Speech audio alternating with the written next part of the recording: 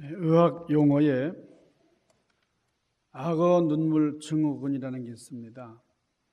우리 심리학에서도 많이 사용하는 그런 말인데, 악어 눈물 증후군. 이게 무슨 뜻이냐면은 얼굴이 마비가 돼서 얼굴 신경이 마비가 돼가지고 이 안면 후유증으로 나타나는 증세입니다.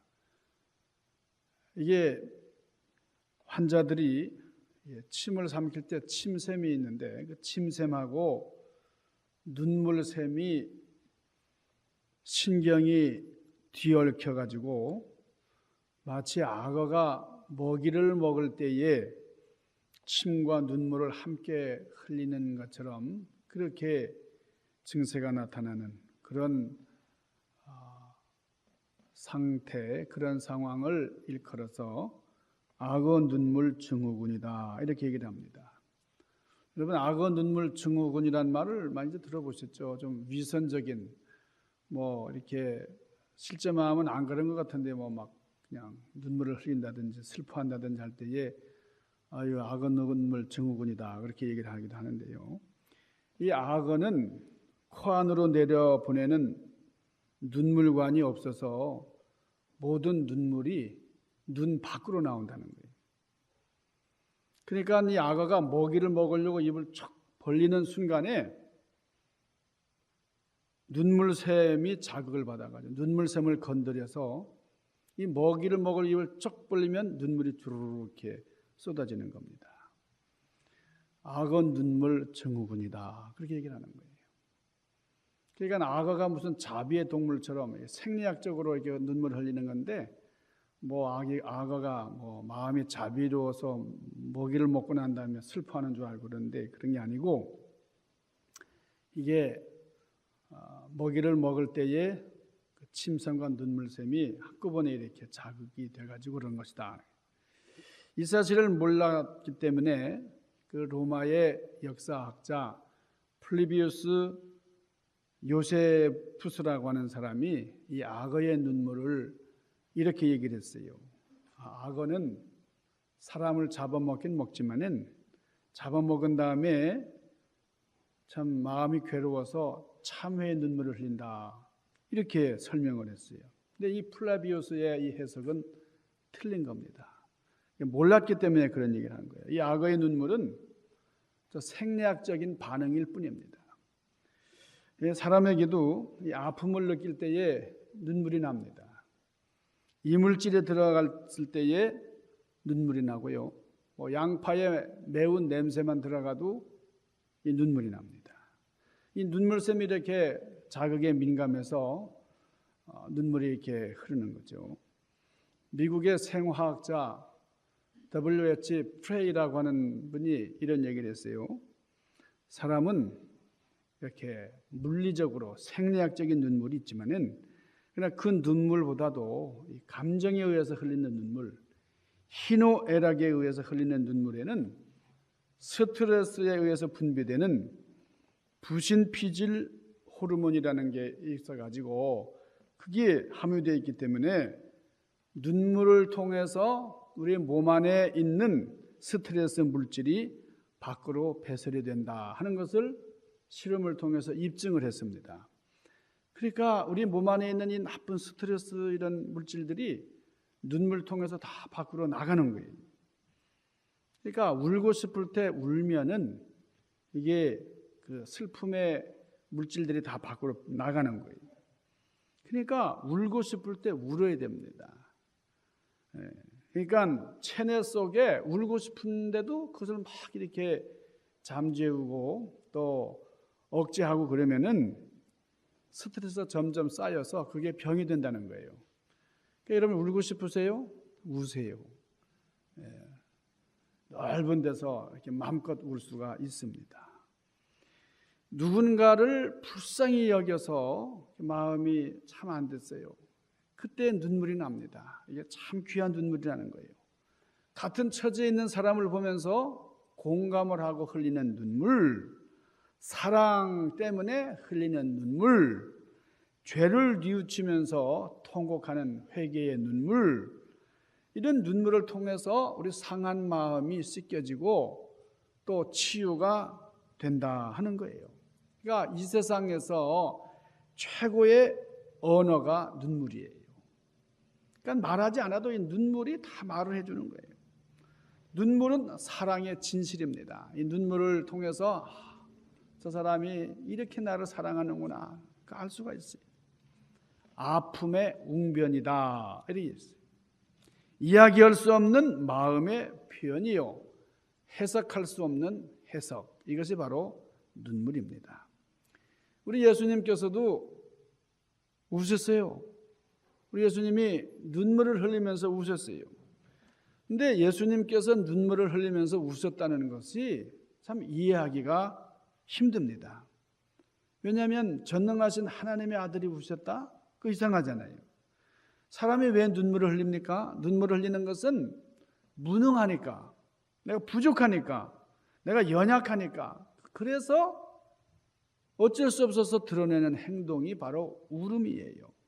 예를 들어서 가난아기는 의사 표현이 자유롭지 않으니까 우는 것을 통해서 엄마에게 도움을 요청하는 겁니다. 자, 젊은이들은요, 시련의 고통 때문에 울어요. 노인들은 과거를 돌아보면서 후회의 눈물을 흘립니다. 그러니까 우리가 아파서 울고, 이별할 때 울고, 또 사랑하는 사람이 이 세상을 떠났을 때에 웁니다. 그러니까 이 눈물들, 이 모든 눈물은 우리가 어쩔 수 없는 상황 때문에, 그걸 극복하지 못하기 때문에, 그래서 연약한 인간들이 흘리는 그게 바로 눈물인데, 그러나 예수님은 전능하신 하나님이신데 그 하나님의 아들이신 주님께서 왜 우셨을까? 못할 것이 없는 분인데, 그러니까 울 일이 있으면은 그 울만한 요인을 다 제거해버리면 되잖아요. 그런 능력이 있는 분인데 왜 우셨을까? 근데 이게 보통 우신 게 아니고 굉장히 우셨어요. 심하게 우셨어요. 왜 우셨을까? 왜 그랬을까요? 나는 어머니의 눈물이라고 하는 시를 읽다가 예수님께서 이래서 눈물을 흘리셨구나 하는 것을 이해하게 됐습니다.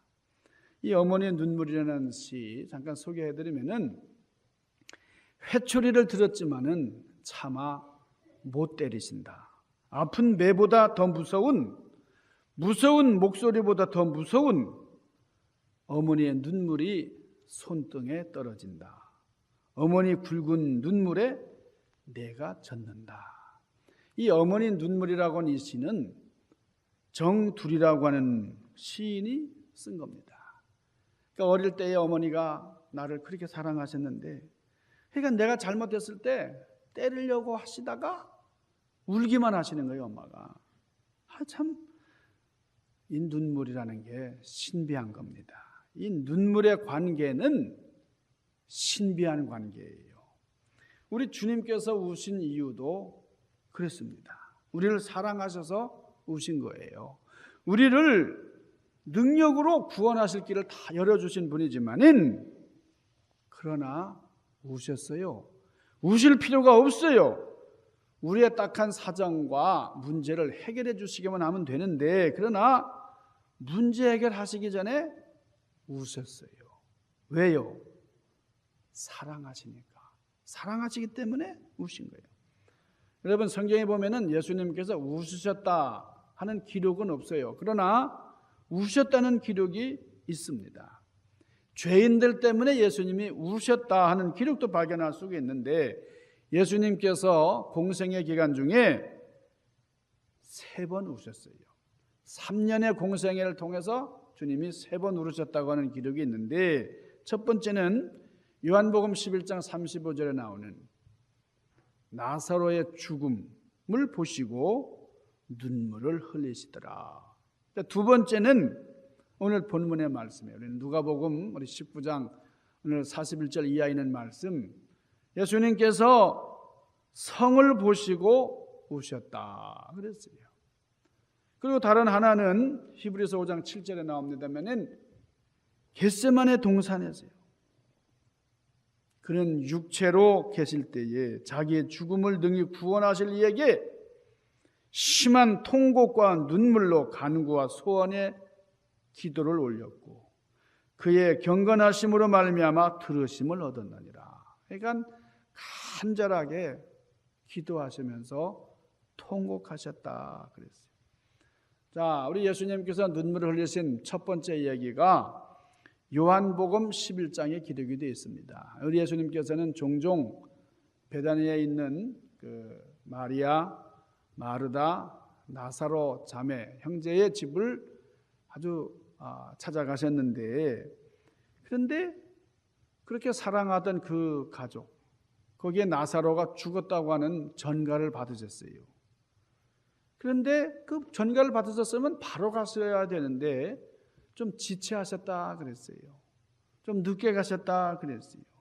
왜 그랬을까요? 부활의 예표로 죽은 나사로를 살리시려고 하는 예수님의 계획 속에 있었기 때문에 그래요. 그리고 죽은 나사로를 살리시는 표적을 행하셨습니다. 죽은 지 나흘이 돼서 부패되고 냄새나는 그런 무덤 안에 시체 나사로를 향해서 주님이 큰 소리로 말씀하셨어요. 나사로야, 나오너라. 놀랍게도 그 수위에 쌓여있던 시체가, 나사로의 시신이 다시 살아서 뚜벅뚜벅 걸어서 나오는 겁니다. 그 지켜보던 모든 사람들이 놀랐어요. 큰 슬픔에 눈물 짓던 유족들이 아주 기쁨에 환호성을 울리면서 그렇게 좋아했어요. 여기서 또 우리가 이해하기 힘든 그런 장면이 있어요. 이거는 참 곤란하다. 이해하기 어렵다. 납득하기 어렵다. 왜 예수님이 눈물을 흘리셨을까? 예수님은 이 사실을 몰랐을까요? 다 아시죠. 예수님이 계획하신 건데 말이에요. 그렇게 하시려고 오셨어요. 나사로가 이제 다시 살아날 것을 아시고 계시잖아요. 그렇다면 우실 일이 아니잖아요. 울고 있는 유족들에게 걱정 말아라. 다시 살아날 거야. 내가 살릴 거야. 이렇게 달래주셔야 되는데 왜 그런 말씀 안 하시고 조금 뒤면 얼마 없어서 나사로가 다시 살아날 텐데 왜 그 유족들이 우는 것을 방치하시고 또 예수님 본인이 우셨을까? 참 납득이 안 돼요. 금방 기뻐할 일인데 말이에요. 왜 우셨을까? 왜 주님이 눈물을 흘렸을까? 왜 그랬을까요? 간단합니다. 우리를 사랑하시기 때문에 그런 거예요. 우리가 병들 수밖에 없어서 나약한 존재라고 하는 사실, 그래서 눈물을 흘리신 겁니다. 우리는 불쌍한 존재, 죽을 수밖에 없는 너희들 생각하면서 주님이 울으신 거예요. 자, 두 번째 이야기입니다. 우리 예수님께서 예루살렘 성에 가까이 오셔서 울으셨는데, 자, 오늘 본문 누가복음 19장 41절, 가까이 오사 성을 보시고 우시며, 예루살렘 성을 보시면서 울었어요. 자, 이때가 언제입니까? 예수님께서 십자가를 지시기 위해서 나귀 새끼를 타시고 예루살렘 성으로 입성하실 때입니다. 이 나귀 새끼를 타고 이 예루살렘 성으로 입성할 때 많은 사람들이 환영을 했어요. 수많은 군중들이 호산나 호산나 그러면서 환영을 할 때에 예수님께서 감람산을 넘으시고 그 무리들의 환호 속에 예루살렘 성을 이제 바라보시는데 그 언덕 위에서 멈추시고 거기서 눈물을 흘리십니다. 왜 우셨을까요? 다가올 하나님의 심판을 보셨기 때문이에요. 지금 이 예루살렘 성이 아름답고 웅장하지만은 그러나 심판의 날이 다가와서 이 성이 참혹하게 무너질 것, 멸망할 것을 보시고 우신 겁니다. 여기 예수님이 우셨다고 하는 말은 에클라우센이라고 해요. 에클라우센이라는 말, 이걸 번역한 건데 이 에클라우센이라는 말은 큰 소리를 내면서 통곡한다 그런 뜻이에요. 그러니까 예수님이 그냥 조용히 우신 거 아니고요, 눈물만 뚝뚝 흘리신 게 아니라 그냥 큰 소리로 우셨다는 거예요. 이게 지금 사람들이 그냥 열렬하게 주님을 환영하고 있어요. 아주 기쁨으로 주님을 맞이하고 있어요. 종려나무 가지를 꺾어들고 호산나 다윗의 자손 예수님 그렇게 열렬하게 환대를 하는데, 그런데 예수님은 통곡을 하고 있어요. 자, 이런 사실이 참 사람들이 놀라운 일이에요. 아니 왜 저러실까? 좀 이상하잖아요. 그래서 복음서에 이것을 자세히 기록을 해 놓았고, 나중에 그 사람들이 예수님이 눈물을 흘리셨던 그 자리에다가 교회를 세워가지고 그 교회 이름이 눈물 교회입니다. 예수님이 눈물을 흘리셨던 곳이다, 그런 말입니다. 그래서 우리 성지순례 가면 눈물 교회 가서 우리 돌아다 볼 수가 있는데, 실제로 예수님께서 예언하신 대로 40년 후에, 이때로부터 40년 후에, 그러니까 주후 70여 년경에 로마 군대가 예루살렘에 쳐들어왔어요. 그래서 이 로마 군인들이 돌 하나도 남기지 않을 정도로 완전히 예루살렘 성을 파괴시켰습니다. 우리가 이 사람을 만나면서 살아가는 우리 사회적인 존재인데요, 사람을 만날 때에는 세 가지 종류가 있어요. 만나는데 분노로 만나는 사람, 만나고 싶지 않은 거예요. 어쩔 수 없이 만나는데 분노하면서 만나면 막 화가 나요. 만나기만 하면. 이것은 불행한 관계죠. 두 번째는 웃으면서 만나는 관계입니다. 이거는 좋은 관계예요. 만나면 참 기뻐 웃음이 나오고요. 세 번째, 눈물로 만나는 관계예요. 눈물로 만나는 관계, 이것은 신비한 관계입니다. 우리 지휘자님이 지난주에 새로 오셨는데 이분이 신혼부부입니다. 아직. 근데 어떤 관계예요? 두 분은? 분노의 관계는 아니겠고요. 웃음의 관계인지, 우리가 신비한 관계로 우리가 만날 수 있다면 너무나 아름다운 겁니다. 우리가 예수님을 만나 뵙는 것이 어떻게 만나요? 정말 눈물로 만날 수 있다. 예수님 그러면 눈물이 나요. 예수님, 왜 예수님만 생각하면 눈물이 나죠? 이거는 신비한 관계예요. 자, 예수님께서 눈물을 흘리신 또 다른 이야기들이 있습니다. 특별히 예수님께서는 기도하실 때 눈물을 흘리셨어요. 이 마태복음 26장 37절 이하에 보면은 이렇게 기록이 됩니다. 베드로와 세베대의 두 아들을 데리고 가실새 고민하고 슬퍼하사 이에 말씀하시되 내 마음이 매우 고민하여 죽게 되었으니, 우리 예수님께서 겟세마네 동산에서 기도하실 때에 심한 통곡을 했다는 거예요. 아주 큰 소리에 우시면서 눈물을 흘리면서 기도하셨다는 것을 말씀하고 있는 거예요. 여러분, 이것도 이해하기가 힘들잖아요. 하나님의 아들이신 예수님께서 이 고난 때문에, 이 죽음의 문제 때문에 눈물을 흘리신다. 근데 이해하기 힘들잖아요. 전능하신 분이 말이에요. 왜 이거 가지고 우실까? 히브리서 5장 7절에 이것을 설명을 해준 말씀이 나와요. 왜 그런가? 하나님의 아들 예수님이시지만은 육체에 계실 때다. 그래, 육체에 계실 때. 이 연약한 인간의 몸을 입고 이 세상에 오신 예수님, 죄인을 대신해서 모든 고난과 죽음을 겪으시는 이 예수님, 이때의 모습은 우리와 똑같은 인간의 모습, 나약한 분이었다는 거예요. 하나님의 아들이시지만은 이 예수님께는 무거운 일이에요. 그만큼 여러분, 죄의 싹새 무게가, 죄의 값이 그렇게 무거운 겁니다. 그래서 예수님께서 피하고 싶으신 거예요. 그래서 고난 앞에서 눈물을 흘리셨다. 이것은 육체로 계실 때 그랬다. 히브리서에서는 그렇게 설명을 합니다. 그런데 예수님께서 눈물을 흘리신 또 다른 이유가 있는데, 그것은 우리를 위하시기 때문이다. 우리가 너무 불쌍해서 연민의 눈물을 흘리셨다는 거예요. 자, 우리가 누구냐? 성경은 말합니다. 우리는 죄의 종이었다. 죄가 사망 안에서 우리에게 왕노로 됐다는 거예요. 우리는 예수님을 영접하기 전에는 마귀에게 종노로 타고 있었다는 거예요. 예수님께서 우리를 위하여 십자가를 지시면서 이 때문에 눈물을 흘리셨다. 자, 오늘 여기 겟세마네 동산에서 흘리신 그 눈물, 마가복음 14장 36절에 보면 주님이 이렇게 말씀을 하세요. 이 잔을 내게서 옮기시옵소서. 그러나 나의 원대로 마옵시고 아버지의 뜻대로 하옵소서.